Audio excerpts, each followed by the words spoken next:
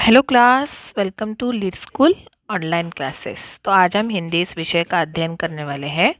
तो गए तासिका में हमने कबीर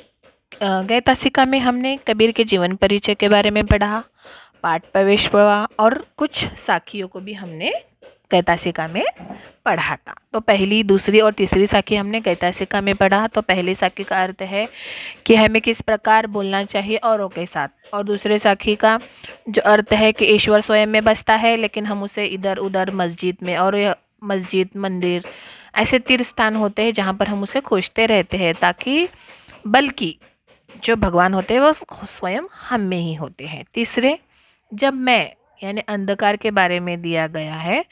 जब हम अपने शरीर में यानी अपने जो हृदय में होता है घमंड होता है, तो हम पूरी तरह से यह भगवान की प्रार्थना नहीं कर सकते हैं। जब हम पूरी तरह अपने इस जो घमंड को निकाल देंगे तो ही हम पूरी तरह भगवान की प्रार्थना कर सकते हैं। जैसे कि अंधियारा कब मिट जाता है, जब दीपक जलने के बाद, उसी प्रकार। तो हम अभी आगे की अपनी चौथी साखी जिसे कहते हैं वह हम पढ़ने वाले हैं। ध्यान दीजिए अपने अपनी पुस्तिका में। सुखिया सब संसार है, खायो अरु सोवे, दुखिया दास कबीर है, जागे और रोवे।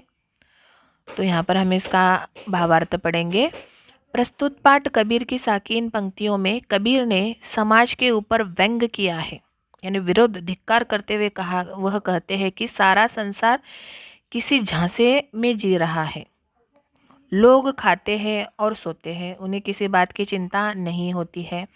वह सिर्फ खाने एवं सोने की ही खुशी हो जाती है, यानी खुशी में ही वह सबसे अच्छी खुशी मानते हैं। जबकि सच्ची खुशी तो तब प्राप्त होती है जब आप प्रभु की आराधना में लीन हो जाते हो। परंतु भक्ति का मार्ग इतना आसान नहीं है।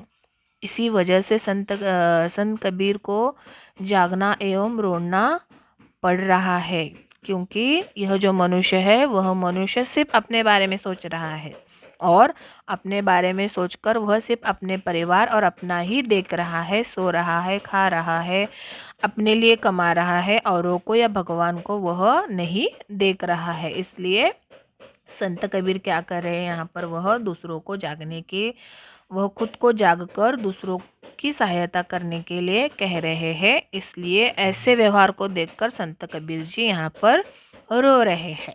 तो यह इस साखी का अर्थ है। तो आगे की साखी पढ़ते हैं। वीरह भू वीरह भुवगम तन बसे, मंत्र न लागे कोई, राम वियोगी ना जीवे, जीवे तो बोरा होई। तो जिस प्रकार अपने प्रेमी से बिछड़ते हुए व्यक्ति की पीड़ा किसी मंत्र या दवा से ठीक नहीं हो सकती है, ठीक उसी प्रकार अपने प्रभु से बिछड़ा हुआ कोई भी भक्त जी नहीं सकता है। उसमें प्रभु भक्ति के अलावा कुछ शेष बचता ही नहीं है, यानी शिल्लक बचता ही नहीं है। अपने प्रभु से बिछड़ अगर वो जीवित रह भी जाते हैं तो अपने प्रभु की याद में वह पागल हो जाते हैं। तो यहाँ पर संत कबीर जी ने हमें यह समझाने की कोशिश की है कि जो एक व्यक्ति अपने जो भगवान होते हैं उसे किस प्रकार से वह प्रेम या स्नेह करने लगते हैं, कहाँ तक वो अपने भगवान की याचना करने लगते हैं, उसके हमें याद यहाँ पर दिलाया गया है। आगे के साके पढ़ेंगे। निंदक नेड़ा रखिए, आंगन कुटिया बधाई, बिन साबन पानी बिना निर्मल करे सुभाई। तो प्रस्तुत पाठ कबीर की साकी इन पंक्तियों में संत कबीरदास जी के अनुसार जो व्यक्ति हमारी निंदा करते हैं, हमारी घृणा करते हैं, अपने पीछे बोलते हैं, उनसे कभी दूर नहीं भागना चाहिए, बल्कि हमें हमेशा उनके समीप यानी करीब रहना चाहिए। जैसे हम किसी गाय को अपने आंगन में खूंटे से बांध कर रखते हैं, ठीक उसी प्रकार ही हमें निंदा करने वाले व्यक्ति को अपने पास रखने का कोई प्रबंध कर लेना चाहिए, जिससे हम रोज़ उनसे अपनी बुराइयों के बारे में जान सके और अपनी गलतियां दोबारा दोहराने से बच सके।